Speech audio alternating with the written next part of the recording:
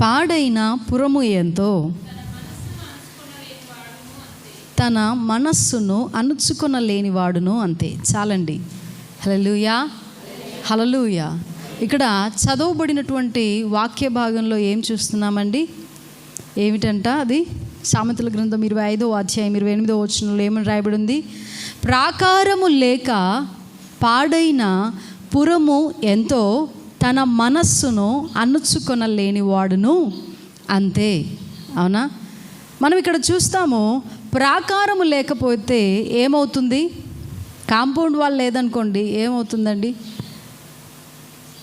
నాకు కూడా బాగా తెలుసు అనుకోండి ఏమవుతుందో, ఎందుకంటే మనకు కూడా కాంపౌండ్ వాల్ లేదు ఇక్కడ. హల్లెలూయా. అవునా? ఏమవుతుంది? మన చుట్టూ ప్రాకారం, మన ఇంటి చుట్టూ ప్రాకారం లేకపోతే ఏమవుతుంది?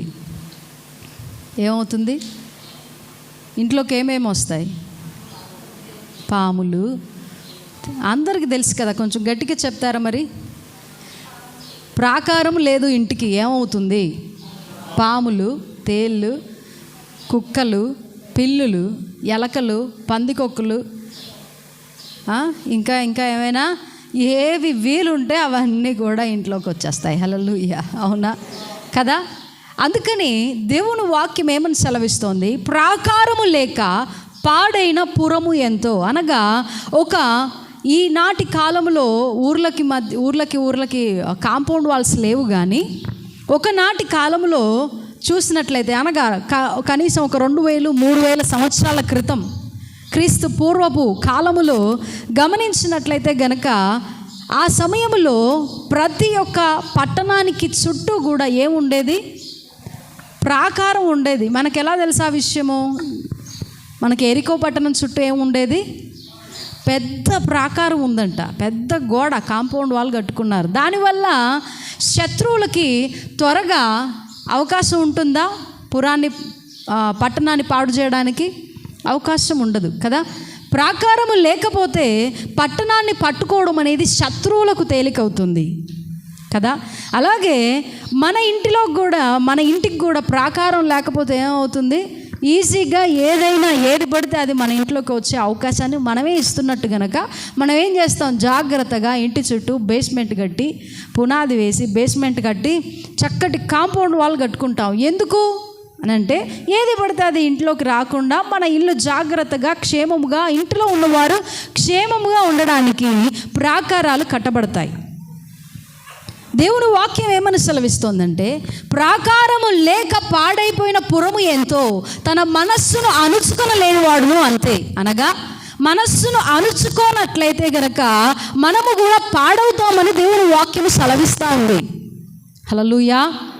అణుచుకోవడము లేదా నిగ్రహించుకోవడము, లేదా మన మనస్సును మనము నిగ్రహించుకోవడం అనేది ఎంతో అవసరము. లేనట్లయితే గనక మన ఒళ్ళు గుల్లవుతుంది, మన శరీరం పాడవుతుందో, లేదంటే ఏంటండి మన మనస్సు అణుచుకోలేకపోతే రకరకాలైనటువంటి సమస్యలు మనమే సృష్టించుకున్న వారం అవుతాం. తద్వారా మనం పాడైపోతామని దేవుని వాక్యము స్పష్టంగా తెలియజేస్తుంది. హల్లెలూయా, హల్లెలూయా. మరి మనము ఏ విషయాలలో మన మనస్సును అణుచుకోవాలి? ఏ విషయాలలో మన మనస్సును అణుచుకోవాలని దేవుని వాక్యం సెలవిస్తుంది. అందరూ ఉన్నారు ఇక్కడ? ఉన్నారా? పక్కింట్లో ఎవరైనా ఉన్నారా? మన ఇంట్లో ఉన్నారా? పోనీ మంచి చక్కటి వర్షాకాలం గనక మంచి చికెన్ కర్రీ మసాలా దట్టించి ఇంటి దగ్గర వండి పెట్టొచ్చారు కదా అందరూ కూడా, లేదా? ఓకేలే. దేవుడు మనందరికీ చక్కటి మంచి విందు దేవుడు దయచేయను గాక. ఆమేన్. వర్షాకాలానికి వేడివేడిగా ఏదో ఒకటి తినాలనిపిస్తూ ఉంటుంది కదా మంచిగా. సరే, అందరు ఇక్కడ ఉన్నారుగా. అయితే మన మనస్సును ఏ విషయాలలో అణుచుకోవాలి లేదా నిగ్రహించుకోవాలి, అణుచుకోకపోతే ఏమవుతుంది అనేటువంటి కొన్ని విషయాలు మనము ధ్యానించుకుందాం. మొదటిగా మన మనస్సును ఏ విషయంలో అణుచుకోవాలో తెలుసా? కోపము విషయంలో అణుచుకోవాలి. అవునా? ఏ విషయంలో అణుచుకోవాలి? కోపము. ఏమిటది? చెప్పాలి గట్టిగా. కోపము. ఓకే, మన కోపమును మొదటగా అణుచుకుని వారమై ఉండాలి. ఓకే, ఒకవేళ కోపమును ఎక్కువ తక్కువ చూపించామనుకో ఏమవుతుంది?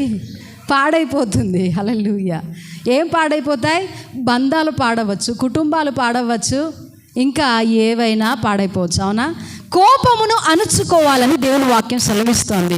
మన పరిశుద్ధ గ్రంథంలో ఒక గొప్ప వ్యక్తిని మనం గమనించినట్లయితే తన కోపము వలన అద్భుతమైనటువంటి దేవుని కృపను కోల్పోయిన ఒక వ్యక్తిని మనం చూస్తాం.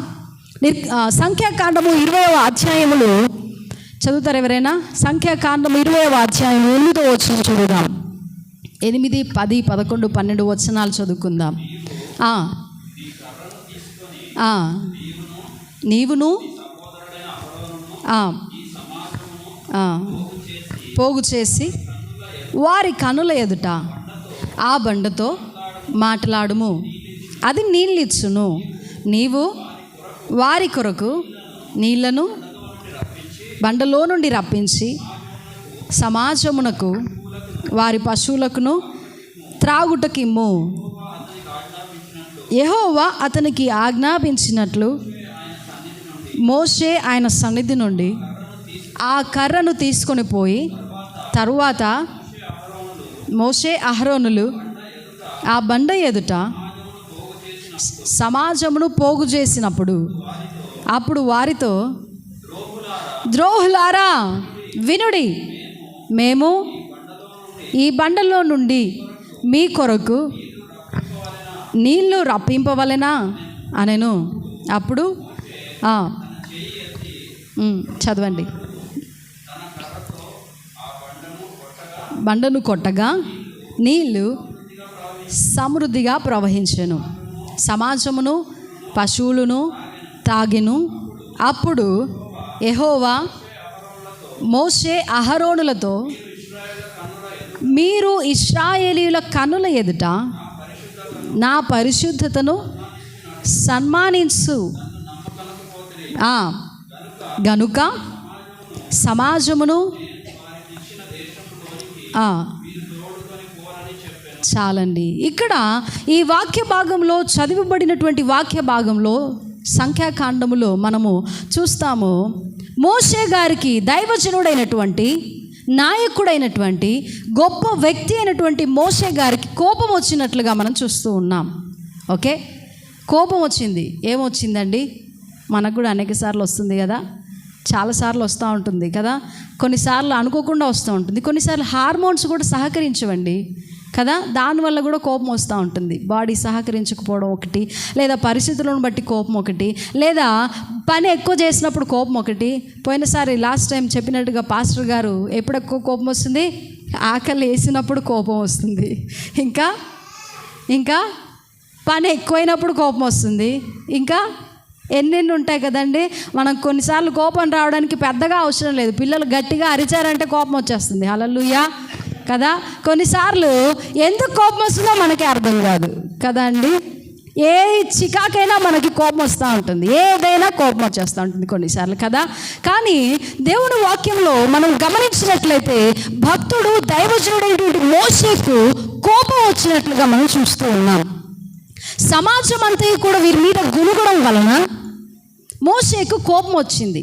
నీళ్లు లేవు, మేము ఎలా బతకాలి, మేము ఎలా ఎందుకు వచ్చాము ఇక్కడికి, నువ్వు ఎందుకు నడిపించావు, అది ఇదని చెప్పేసి ప్రజలందరూ సమాజం అంతయు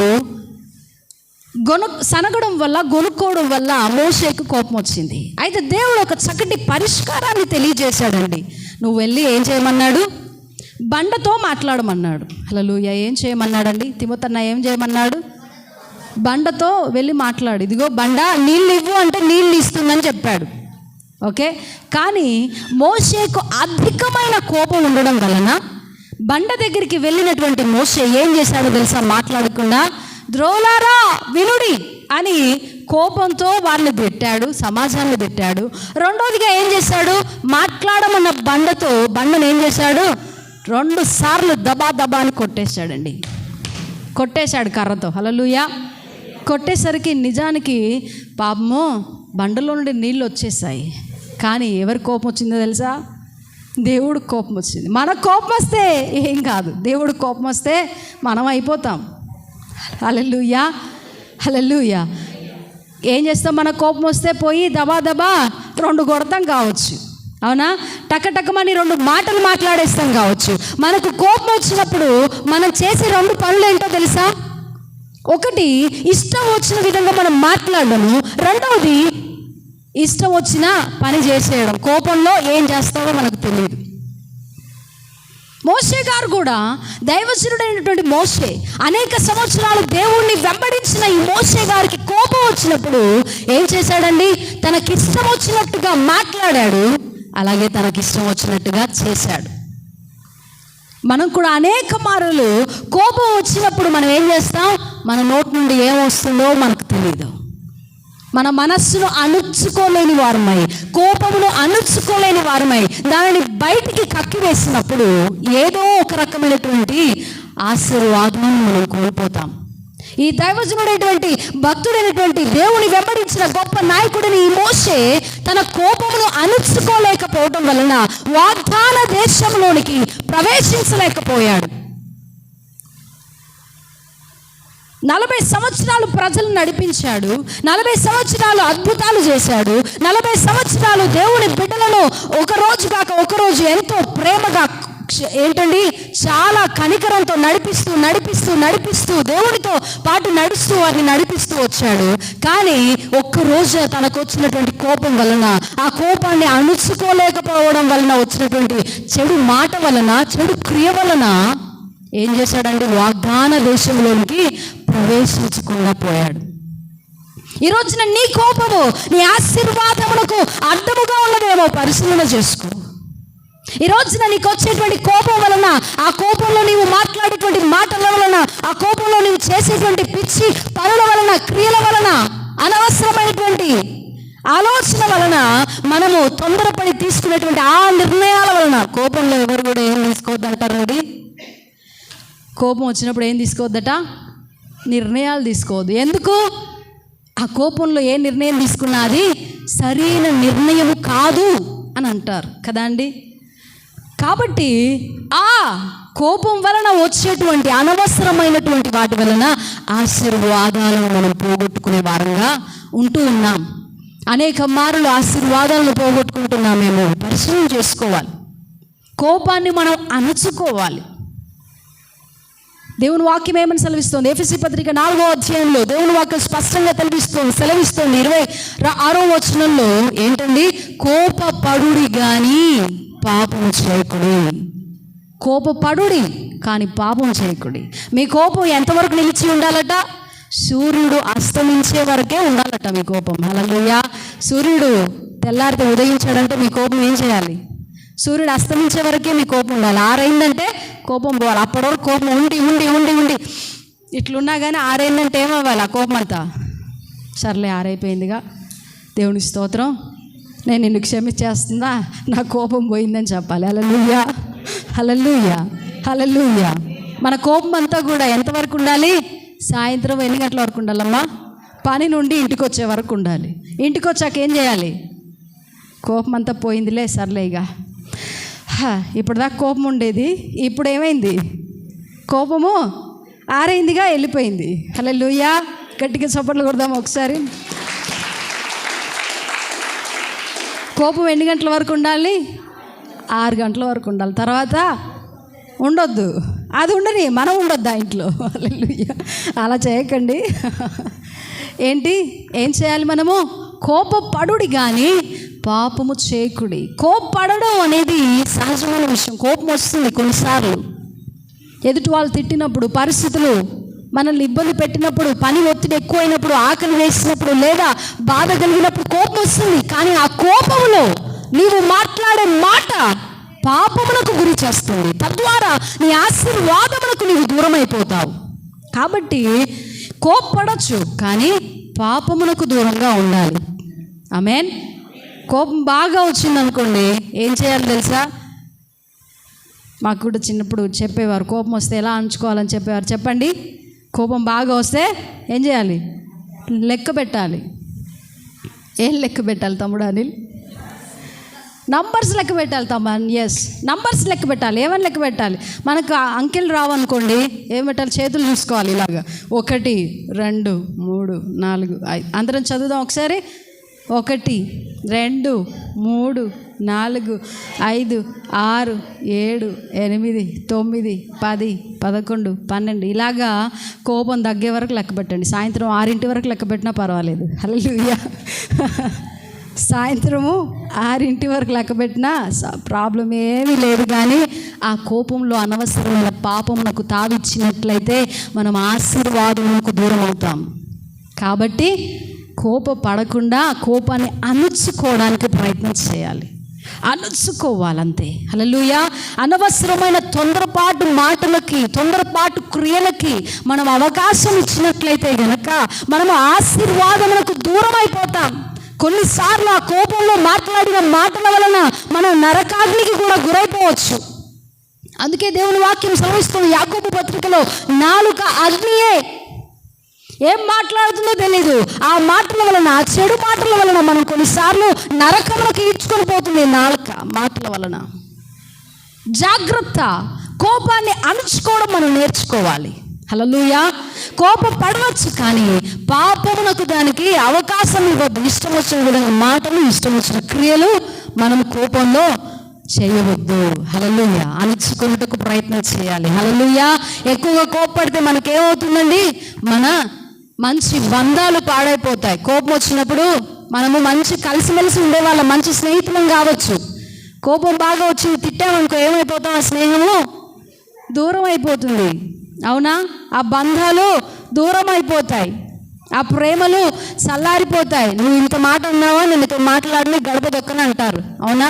కాబట్టి అలాంటి బంధాలు పాడైపోతాయి. కాబట్టి అనగా మనకు డ్యామేజ్ అయిపోతుంది. కాబట్టి మన జీవితాలు పాడైపోతాయి, మన కుటుంబాలు పాడైపోతాయి, మనకున్నటువంటి మంచి ఆనందకరమైనటువంటి సంబంధాలు పాడైపోతాయి. కాబట్టి మనము కోపం అణుచుకోవడం నేర్చుకోవాలి. హల్లెలూయా. హల్లెలూయా. రెండవదిగా దేనిని మనం అణుచుకోవాలి? ఏ విషయంలో మనము అణుచుకోవాలి? మొదటిది ఏంటండి? దేన్ని అణుచుకోవాలి? కోపమును అణుచుకోవాలి. రెండవదిగా పాపము విషయంలో మన మనస్సును అణుచుకోవాలి. హల్లెలూయా. పాపము విషయంలో మన మనస్సును అణుచుకుని వారమై ఉండాలి. చూద్దామా దేవుని పరిశుద్ధ గ్రంథంలో ఏమని రాయబడిందో ఒకసారి చూద్దాము. న్యాయాధిపతుల గ్రంథము 16వ అధ్యాయము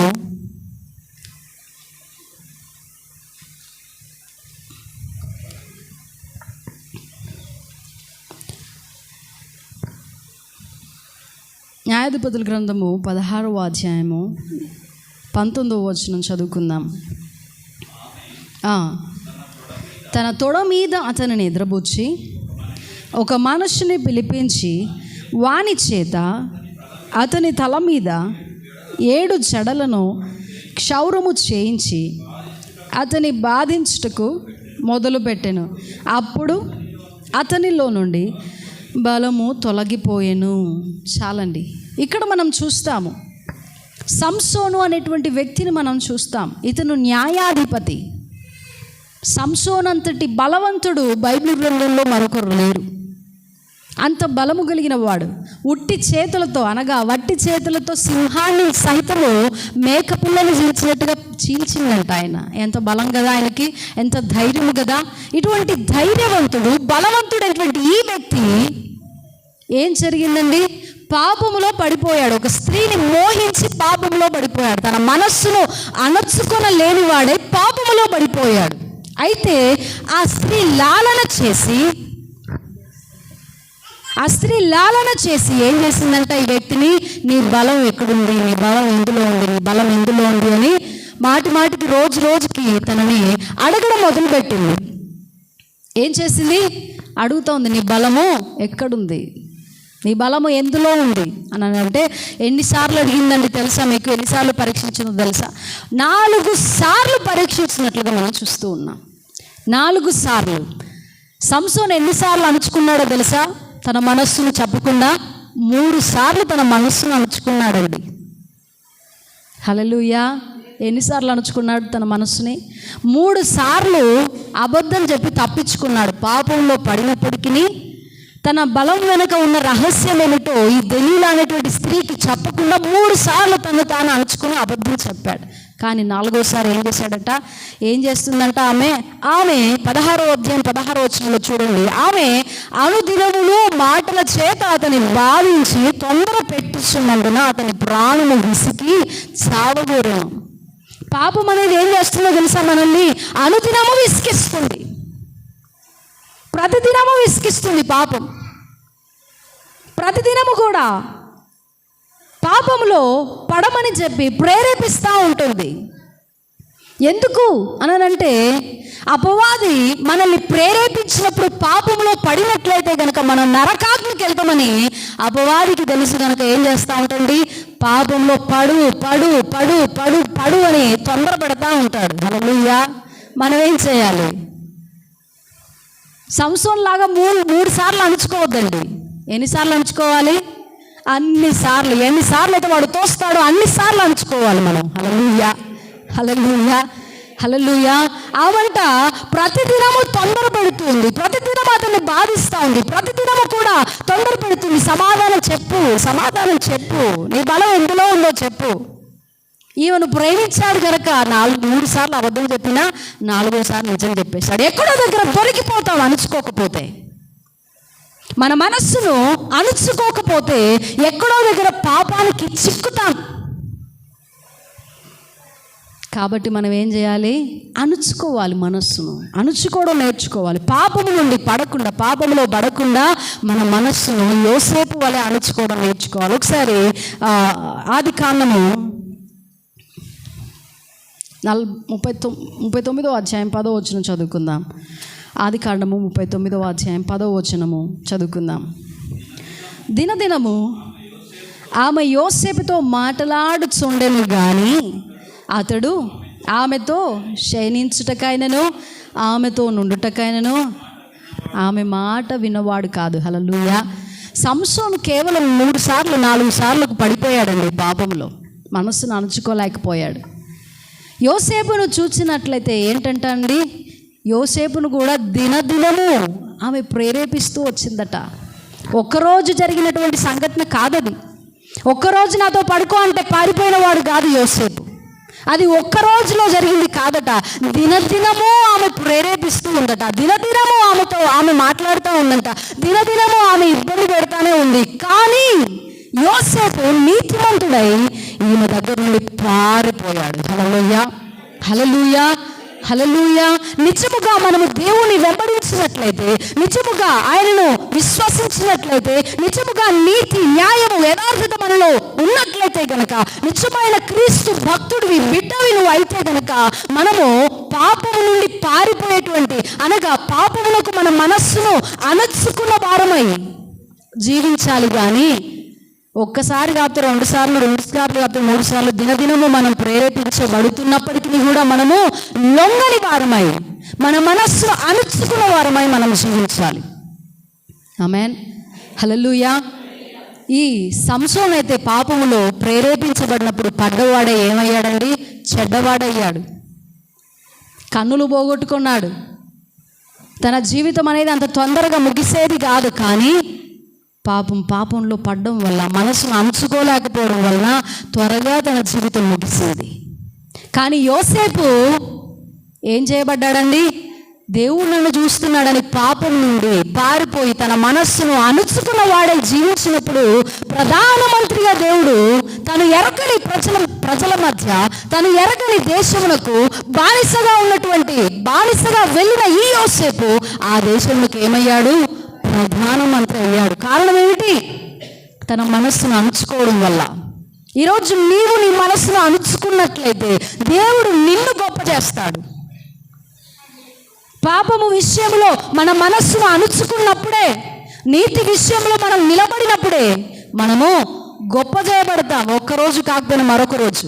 ఎప్పుడైతే మనం అణుచుకోకపోతే మనం పడిపోతాం, కింద పడిపోతాం, చెడిపోతాం, నరకాగ్నికి మనం తీసుకువెళ్ళబడతాం. కాబట్టి దేవుని బిడ్డలారా జాగ్రత్త. సంగమా, పాపము విషయంలో మన మనస్సును అణుచుకున్న వారమై ఉండాలి. ఆమేన్. అణుచుకోకపోతే మన పురము పాడైపోద్ది. అవునా? ప్రాకారం లేక పాడైపోయిన పురం ఎంతో తన మనస్సును అణుచుకునలేనివాడును అంతే. అనగా పాపము విషయంలో, కోపము విషయంలో అణుచుకోకపోతే మన జీవితము, మన కుటుంబము, మన స్థితిగతులు, మనకున్నవన్నీ కూడా పాడైపోతాయని దేవుని వాక్యం చూస్తుంది. కాబట్టి మనం అందరం కూడా కోపమును అణుచుకోవాలి, పాపం విషయంలో మనస్సును అణుచుకోవాలి. హల్లెలూయా. మూడోది ఏంటి? ఏం అణుచుకోవాలి? మూడోది ఏం అణుచుకోవాలి చెప్పండి? మనందరం తెలుసు. ఏం అణుచుకోవాలండి? ఏం అణుచుకుంటే బాగుంటుంది? కోపం అణుచుకున్నా బాగుంది, పాపంలో విషయంలో మనసును అణుచుకుందాం బాగుంది, ఇంకేం అణుచుకోవాలి? కరెక్ట్గా చెప్పారు పాస్టర్ గారు కాబట్టి చెప్పారు. హల్లెలూయా. గట్టిగా చప్పట్లు కొడదామా ఒకసారి? ఏం అణుచుకోవాలి? కోరికను అణుచుకోవడం నేర్చుకోవాలి. ఓకే, ఏం అణుచుకోవడం నేర్చుకోవాలి? మనకి ఎన్ని కోరికలు ఉంటాయి కదా, కొన్నిసార్లు ఎన్ని కోరికలు ఉంటాయో తెలియదు. ఆ కోరికల వల్ల ఏమైపోతామో తెలియదు కొన్నిసార్లు కదా. అయ్యో దేవుడా, మనం ఇప్పుడు నిలబెట్టి అడిగామనుకోండి, ఈరోజు సరిపోదు మనకున్న కోరికల గురించి చెప్పడానికి. హల్లెలూయా. మనకి ఎన్ని ఆశలు ఉంటాయంటే, ఎన్ని కోరికలు ఉంటాయంటే, కొన్ని అసలు తీరవు, అన్ని కోరికలు ఉంటాయి. దేవునికి స్తోత్రం. హల్లెలూయా. దేవుని వాక్యం ఒకసారి చూద్దామా? ఒకసారి నాతో పాటు కోరికల గురించి దేవుడు ఏమంటున్నాడు మనం ఒకసారి చదువుకుందాం. మార్కు సువార్త 10వ అధ్యాయము 36వ వచనం చదువుకుందాం.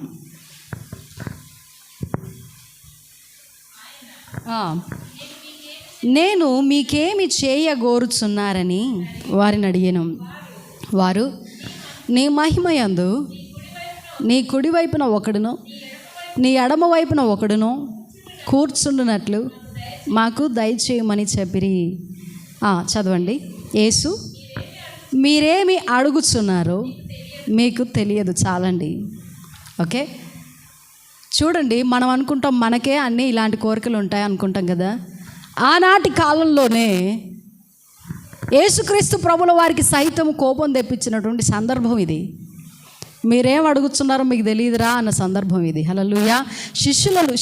ఇద్దరు శిష్యులు వచ్చారు, జెబెదయి కుమారులైనటువంటి ఇద్దరు శిష్యులు వచ్చారు. ఈ సందర్భాన్ని మనం 3 సువార్తల్లో చూస్తాం. మత్తయి, మార్కు, లూకా, మూడిట్లో కూడా ఈ సందర్భం రాయబడి ఉంది. ఏమిటది? నేను మీకు ఏమి చేయగోరుచున్నావు? ఏం చేయగోరుచున్నారు? మీ కోరిక ఏంటి చెప్పండి అయ్యా, నేను మీకు ఏం చేయాలి అని యేసుక్రీస్తు ప్రభుల వారు ఎంతో చక్కటి అవకాశాన్ని ఈ యోహానుకు, యాకోబుకు ఇచ్చాడండి దేవుడు. అవునా? ఈ రోజున మనకి ఏం చేయగోరుచున్నా అని అడిగితే ఒకసారి ఎవరైనా ఏం చెప్తారండి? ఏం కావాలని యేసయ్య వచ్చి అడిగాడు అనుకోండి, ఏం చెప్తాం మనము? నాకు తిమోతిని చెప్పన్నా, ఓ మంచి ఇల్లు కావాలి. ఫస్ట్ అయితే తిమోతిని ఏం అడిగాడు తెలిసి? నాకు ఆడపిల్ల కావాలని అడిగాడు. హల్లెలూయా. దేవుడు ఆడపిల్లని ఇచ్చాడు. మరి దేవునికి స్తోత్రం. అవునా? ఇలాగా మనకి రకరకాలైన కోరికలు ఉంటాయి. ఆనాడు యోహాను, యాకోబులు కూడా ఒక చక్కటి కోరికను కోరారు. అదేంటో తెలుసా? దేవుడు అడిగాడు, నేను మీకేం చేయగోరుచున్నావని. అడిగినప్పుడు ఏమంటున్నారండి వీళ్ళు? పరలోక రాజ్యంలో నీవు దేవుని కుమారుడిగా ఉన్నప్పుడు, ఆ సమయంలో అంతా అయిపోయి, న్యాయ తీర్పు అయిపోయి, అక్కడ ఉన్న సమయంలోనంట ఏం కావాలట? యేసుక్రీస్తు ప్రభుల వారికి కుడివైపున ఒకరు, ఎడమ వైపున ఒకరు కూర్చునే భాగ్యాన్ని మాకు ఇవ్వమని అడిగారు. అవునా? ఎంత చక్కటి కోరిక, ఇంత పరిశుద్ధమైన కోరిక, ఇంత అద్భుతమైన కోరిక మనం కూడా కోరుకోము. హల్లెలూయా. వాళ్ళు ఎంతో ముందు ఆలోచన చేసి కోరికలు కోరారు. కానీ యేసుక్రీస్తు ప్రభుల వారిని ఏమంటున్నారు? వీళ్ళని ఏమన్నారు? ఇందాక చదువుతారు ఒకసారి. చాలండి. ఏమంటున్నాడండి? మీరు ఏమి అడుగుతున్నారో మీకు తెలియదు. వీళ్ళకున్న కోరిక విచిత్రమైన కోరికగా దేవుడు కనిపించింది. హల్లెలూయా, హల్లెలూయా. మీరేం అడుగుతున్నారో మీకు తెలియదయ్యా అని అంటున్నాడు. అవునా? అలాగే వాక్య భాగంలో 10వ అధ్యాయంలో మనము ఇంకా కిందికి వచ్చినప్పుడు మనం చూస్తాము, 51వ వచనాన్ని చూసినట్లయితే యేసుక్రీస్తు ప్రభుల వారు ఇదే కోరికను మరొకరిని అడుగుతూ ఉన్నాడు. నేను నీకేమి చేయగోరుచున్నావని వానిని అడగగా,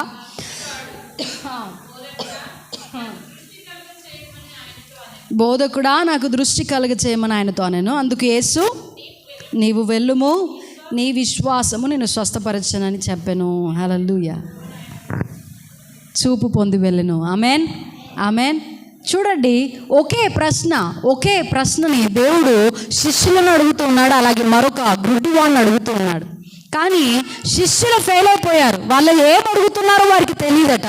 కానీ ఈ గుడ్డివాడైన వ్యక్తి ఏమడుగుతున్నాడండి? నేను నీకు ఏం చేయబోతున్నావు అనగానే ఏమడిగాడు? నాకు చూపు కావాలి ప్రభు అంటే వెంటనే ఏం చేశాడు దేవుడు? చూపును అనుగ్రహించినట్లుగా మనం చూస్తూ ఉన్నాం. ఆమెన్. అనేక సార్లు మనకు అవసరతకి అలాగే ఆశకి మధ్య తేడా తెలియదండి. దేవుడు ఏం చేస్తాడండి? మన అవసరతను తీరుస్తాడు. మనకున్నటువంటి ఆశ అది దేవుని చిత్తములో ఉంటే దాన్ని నెరవేరుస్తాడు. అందరూ ఉన్నారు ఇక్కడ? హల్లెలూయా, హల్లెలూయా. మనకు ఇష్టం వచ్చిన కోరికలు కోరితే అవి అంటాడు యేసయ్య, మీరేం అడుగుతున్నారు మీకు తెలియదు అంటాడు. మనం అడిగేటువంటి కోరిక, మనకున్న కోరిక దేవుడు సిద్ధింపజేసే విధంగా ఉండాలే కానీ మీరేం అడుగుతున్నారో మీకు తెలియదని అనేలాగా ఉండద్దు. హల్లెలూయా, హల్లెలూయా. మనకి ఇష్టమైన కోరికల వైపు మనం తిరగడానికి వీల్లేదండి. దేవుని బిడ్డలమైన మనము ఆయన చిత్తానుసారమైనటువంటి ఆశ కలిగిన వారమై ఉండాలి. ఆయన చిత్తానుసారమైనటువంటి కోరిక కలిగి ఉండాలి. అంతేగాని ఏది పడితే అది అడిగితే ఏమంటాడు? మీరేం అడుగుతున్నారో మీకు తెలియదు అంటాడు దేవుడు. హల్లెలూయా. మనము అనేక సార్లు దేవుని దగ్గర ప్రార్థించే అనేక సార్లు మనం ఆయన దగ్గర, ఆయన పాదాల దగ్గర యేసయ్యా ఇది కావాలి, యేసయ్యా అది కావాలి అని మనం అడుగుతూ ఉంటాం కదా. అడిగినప్పుడు ఏం అడుగుతున్నామో మనము గమనించుకోవాలి. హల్లెలూయా. మన కోరిక ఆయన సిద్ధింపజేసే విధంగా ఉండాలి. ఒకసారి కీర్తన గ్రంథం 20వ అధ్యాయం 20వ కీర్తన 4వ వచనం చదువుతారు ఎవరైనా? 20వ కీర్తన 4వ వచనం.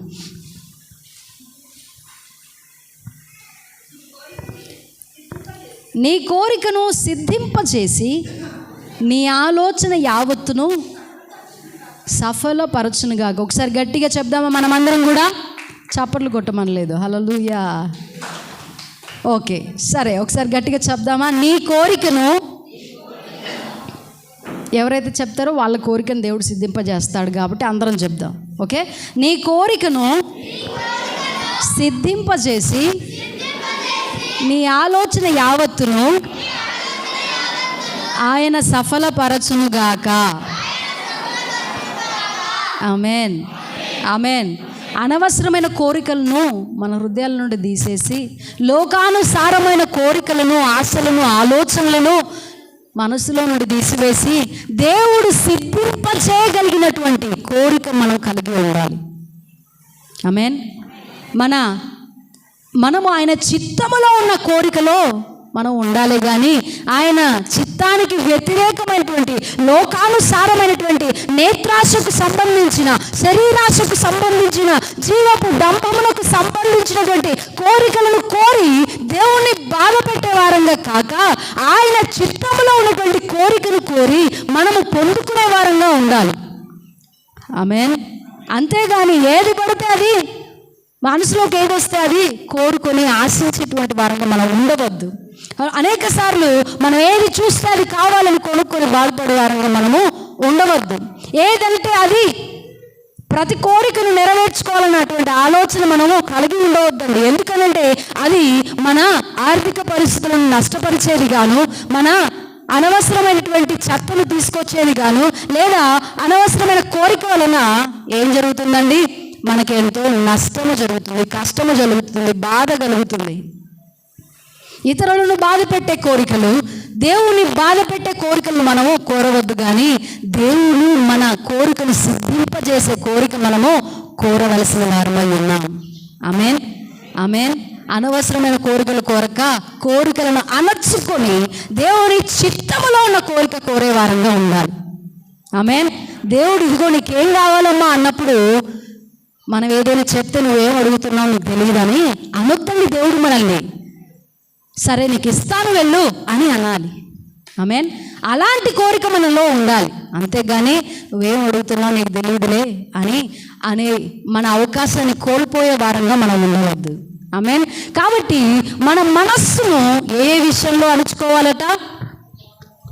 కోపము, పాపము, కోరికల విషయంలో మన మనస్సును అణుచుకున్నట్లయితే కనుక మనము సుఖముగా సంతోషముగా దేవునికి ఇష్టానుసారంగా జీవిస్తాం. మరి మనం అందరం అలాగుందామా? అందరం అలాగుందామా? దేవుడు వాక్యం సెలవిస్తుంది, నిగ్రహము అనేది దేవుడు ఇచ్చేటువంటి మంచి ఆత్మఫలము.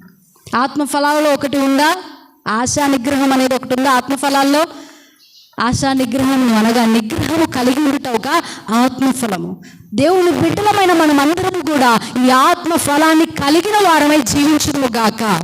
దేవుని బిడ్డలమైన మనమందరము కూడా మన మనస్సును అణుచుకొని, కోపం విషయంలో, పాపం విషయంలో, కోరికల విషయంలో అణుచుకున్న వారమై నిజమైన దేవుని బిడ్డలాగా ఆయన అనుసరిస్తూ ఆయన చిత్తములో మనం జీవించే వారముగా ఉండును గాక. తద్వారా గొప్ప ఫలములను మనం పొందుకునే వారంగా ఉండును గాక. ఆమేన్. పరలోక రాజ్యాన్ని మనం పొందుకునే వారంగా ఉండును గాక. కోపము మూలముగా, పాపము మూలముగా, కోరికల మూలముగా మనము పరలోక రాజ్యాన్ని విడిచిపెట్టే వారంగా ఉండవద్దు. ఆమేన్. కాబట్టి మనమందరం కూడా దేవుడి కృప పొందుకున్న వారమే ఉండును గాక. కళ్ళు మూసుకుందాం, ప్రార్థన చేసుకుందాం. ఏ విధంగా ఉన్నాము మనము పరిశీలన చేసుకుందాం. అనేక మార్లు మన మనస్సును అణుచుకోలేని వారమై మన జీవితాలను పాడు చేసుకుంటున్నామా? పరిశీలన చేసుకుందామా దేవుని బిడ్డలారా? కోపాన్ని అణుచుకోలేక బంధాలను పోగొట్టుకుంటూ ఉన్నాం. పాపం అణుచుకోలేక పరిశుద్ధత కోల్పోతూ ఉన్నాం. కోరికలను అణుచుకోలేక నష్టపోతూ ఉన్నామేమో. దేవుని బిడ్డలారా, కోపాన్ని అణుచుకోవడం నేర్చుకుందాం. పాపం విషయంలో మనస్సును అణుచుకోవడం నేర్చుకుందాం. కోరిక